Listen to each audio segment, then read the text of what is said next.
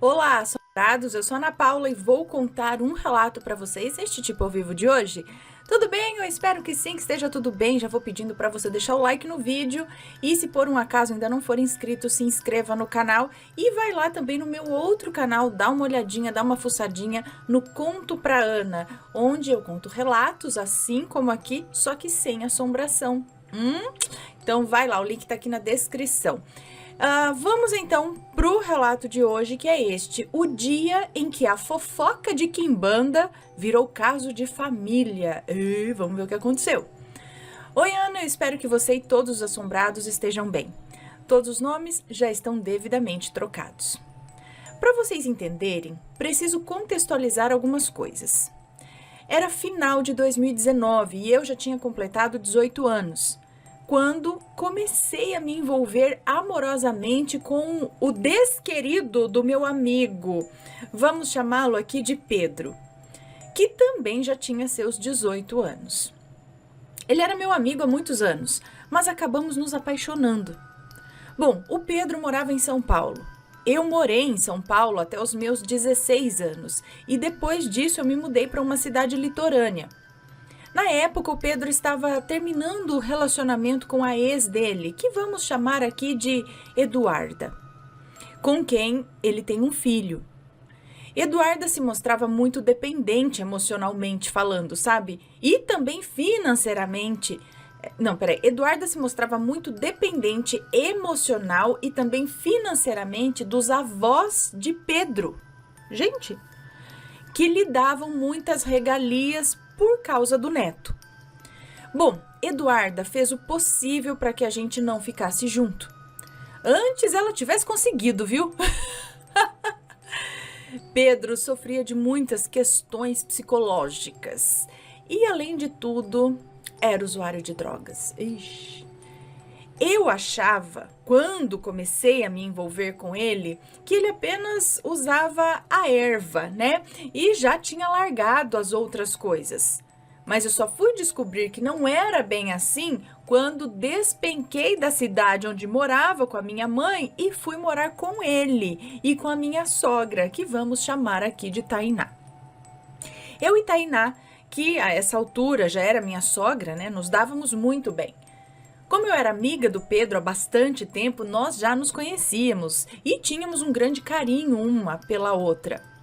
Por isso, ela não viu problema algum em eu me relacionar com o filho dela. Pelo contrário, ela sabia que eu era muito responsável na época e ficou até muito feliz. Pedro era sacerdote de um templo de Quimbanda e a minha sogra era frequentadora do mesmo templo, trabalhando com suas entidades no mesmo terreiro. Até que um dia, já que eu morava lá com eles, né, resolvi conhecer o templo. E quero ressaltar aqui que eu não tenho nada contra nenhuma religião, mas na época eu era um bandista e não fazia ideia de como funcionava a quimbanda. Então fomos eu, Pedro, minha sogra e um amigo do Pedro, que também foi só de curioso. Chegando lá, logo senti uma energia muito esquisita, pesada. A primeira coisa que eu vi ao entrar foi um caixão aberto com alguns ossos. Gosto de acreditar que eram de animais e outras coisas que eu não consegui identificar. Aí eu fiquei assustada, sabe? Eu, acostumada com a Umbanda, vendo aquilo na época foi realmente assustador. Eu e o amigo do Pedro estávamos sentados ali quietinhos, só observando, quando o Exu Capa Preta me chama para conversar. Meu coração quase saiu pela boca. Algo normal de quem não está acostumado com a esquerda, digamos assim. Hoje em dia é bem diferente para mim, tá? Mas na época, meu conhecimento sobre a esquerda era bem pouco. O Exu então me disse, sem que eu falasse qualquer palavra, tá? Ele me disse assim: moça, sua mãe está certa e você está completamente errada de não estar dando ouvidos a ela. Volte para sua cidade. O seu lugar não é aqui com o Pedro. Eu sei que você vai querer pagar para ver, mas você vai lembrar de mim quando o pior estiver acontecendo. Eu fiquei paralisada ali na frente do seu capa preta, em choque. Foi a primeira vez que uma entidade me disse algo sobre a minha vida sem que eu falasse qualquer coisa. Até aí, até que estava tudo bem, né? Dentro da medida do possível. Aí passou mais um tempo lá dentro e o mesmo Exu me chamou novamente. Dessa vez para ir a uma salinha lá nos fundos, onde o Pedro também estaria. Até que o Exu disse para nós dois ouvirmos. Essa moça, no caso eu, né? Essa moça já te traiu, menino. Era uma mentira! Na mesma hora eu confrontei, tipo, eu? Eu tô há pouquíssimo tempo com o Pedro e nunca nem passou pela minha cabeça fazer isso. E também não é do meu caráter. Aí depois desse fecho que eu dei no Exu, disse fecho aqui só pra descontrair um pouco, tá? Ele disse assim, é verdade, mas ela teve oportunidade de trair. O que também não fazia o menor sentido. A entidade ficou muito brava por eu estar me defendendo e apenas dizendo a verdade. E começou a gritar no terreiro, me expulsando de lá e dizendo que me mataria. Bom, o Pedro ficou extremamente alterado com essas informações. Mesmo acreditando mais em mim do que na entidade, ele já estava em um estado frágil. E como era usuário, isso só aumentava os surtos ligados aos problemas psicológicos que ele tinha. Minha sogra ficou lá, conversando com a entidade, tentando acalmar a situação, enquanto eu e o Pedro já estávamos voltando para casa. E, gente, o Pedro quebrou o ventilador, quebrou uma porta do armário, usou ali o que ele queria usar, sabe? E eu chamei minha mãe no WhatsApp para conversar e contar tudo o que tinha acontecido. Minha mãe, que hoje eu sei que estava certa o tempo todo, né? Nunca gostou do Pedro. Pelas razões que eu já comentei, né? Ela sabia de tudo, mas mesmo assim mantinha uma certa amizade com a minha sogra. As duas se davam muito bem. Esse foi o primeiro comportamento abusivo que o Pedro cometeu ao quebrar as coisas na minha frente e gritar comigo. Eu deveria ter ido embora naquele mesmo dia, mas eu gostava desse traste.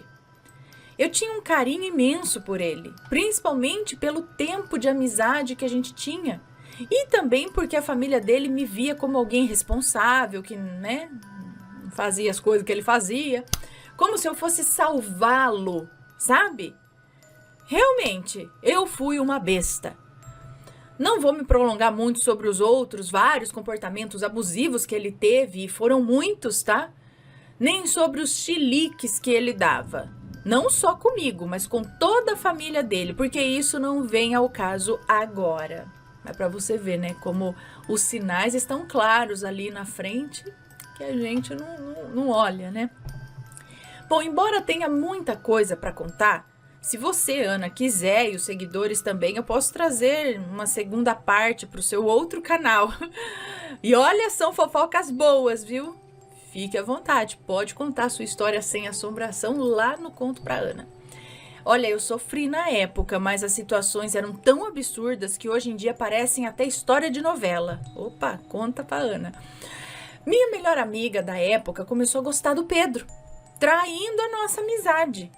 Era um peso morto que vivia frequentando a casa e, sinceramente, aquilo parecia um hospício de tantas incorporações na casa e acontecimentos sobrenaturais bizarros. Muitas coisas que posso contar depois, tá? E vocês lembram do Exu? Então, um tempo depois, o Pedro me disse que sentia que naquele dia era o médium fingindo uma incorporação. Ah, eu tenho quase certeza, né? Na salinha ali conversando com nós dois. Ou usando a entidade a favor dele, porque desconfiava que esse médium era afim dele, do Pedro. Eu fiquei cerca de 2 meses morando com a minha sogra e com o Pedro. Até que, não suportando mais a situação, a minha mãe, sofrendo por me ver naquela casa insalubre. A Tainá, minha sogra, era muito porca também, sabe? E o meu ex, nem se fala, né? Bom, minha tia, que morava em São Paulo, embora não na mesma região onde tudo isso acontecia, ela foi me buscar junto com a minha mãe e disse: pega, arruma suas coisas e vamos embora agora. Minha tia sempre foi uma mulher de respeito, mas pensa numa mulher que sabe ser maluca. Então eu não pensei duas vezes, eu peguei tudo que eu pude e fui embora com ela e com a minha mãe. Claro que o meu relacionamento com o Pedro ainda não tinha chegado oficialmente ao fim. Para ele aquilo era apenas um tempo.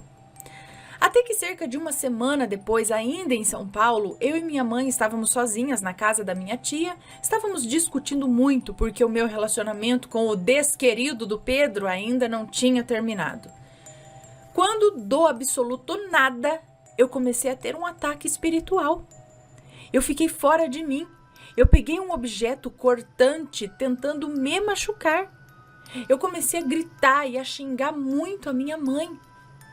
Só que, pasmem, o que tinha tomado o meu corpo naquele momento logo atingiu fortemente a minha mãe, que já estava muito nervosa e quase tendo um treco ao me ver daquele jeito.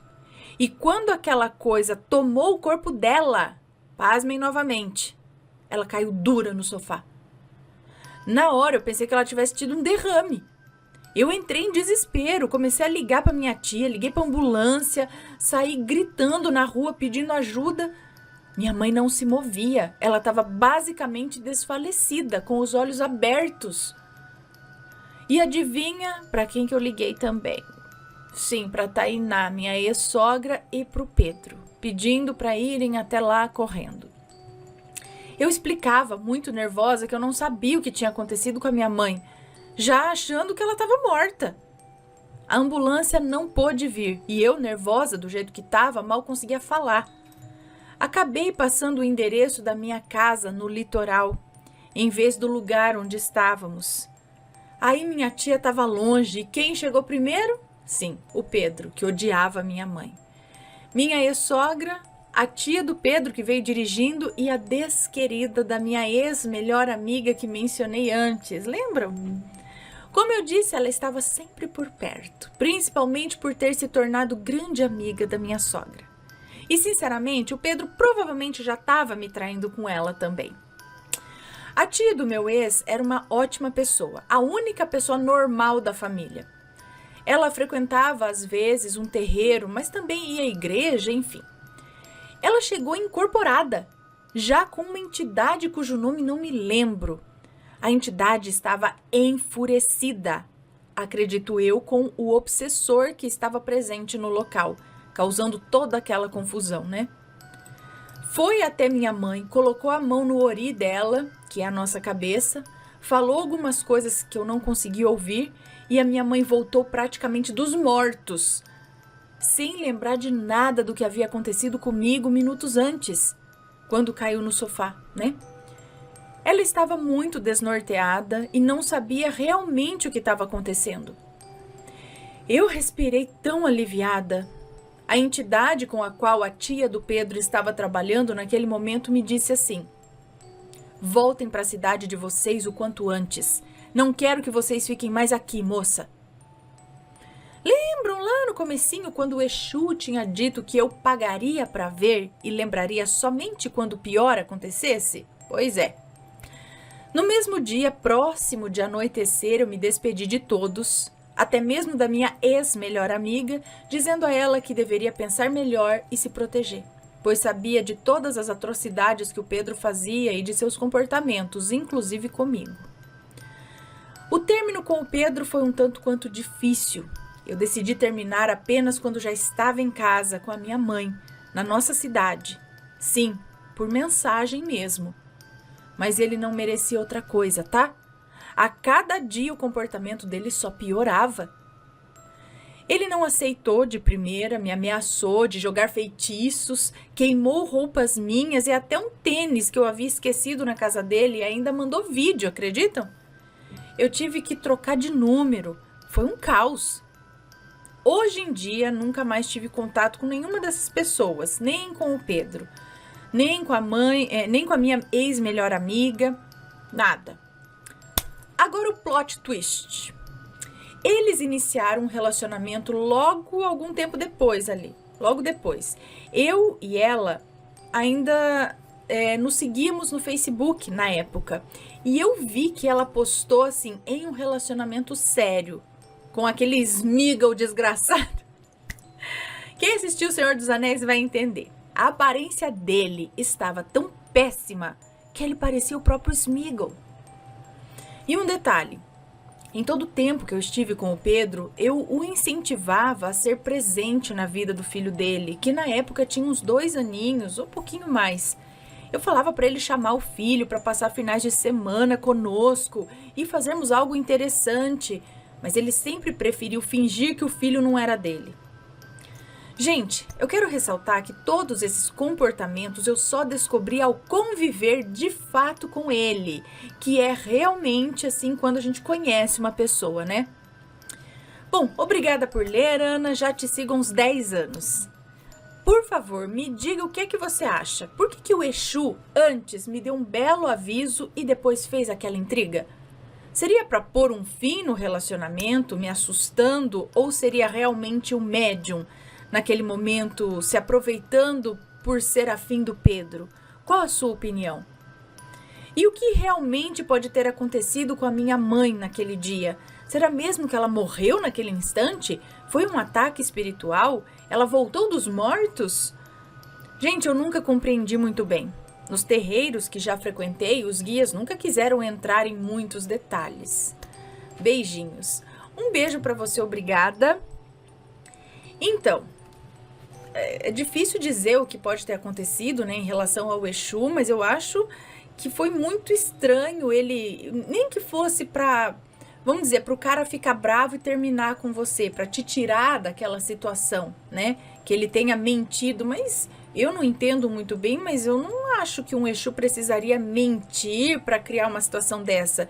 Eu acho que se ele fosse sincero ali na hora, né, falando, ela não é para você, você não é para os caminhos, então, sei lá, falando a verdade. Agora, inventar uma mentira para te colocar numa situação de traidora, sendo que isso não aconteceu, eu acredito que um Exu não faria isso. Coincidiu a primeira fala dele dizer para você ir embora? Ou talvez de início realmente tenha sido um recado da entidade, e aí depois o cara, não estando totalmente, não estando inconsciente de nada, né, estando ali presente, ele colocou a carne dele ali para falar, para trabalhar. Só que se realmente ele trabalha com uma entidade desse tipo, eu acho que ele vai sofrer muitas consequências se ele fez alguma coisa assim. Eu acho que as entidades não toleram isso, né? Mas quem entende melhor dessas coisas pode escrever, pode deixar aqui nos comentários o que aconteceu ali. Porque acho que tá cheio até de médium que fala mais ali através da carne do que realmente dá espaço para um recado da entidade ali. E a mãe dela, né, o que aconteceu ali, acredito sim que algum espírito, um obsessor, alguma coisa, tenha atacado. E não acredito que ela tenha morrido, voltado dos mortos, nada disso. Ela sofreu um choque ali, talvez, espiritual, né? Pode ser isso. O que vocês acham? Deixem aí os comentários, sempre com respeito, por favor. E se já passou por situações ou uma situação parecida, envie o seu relato.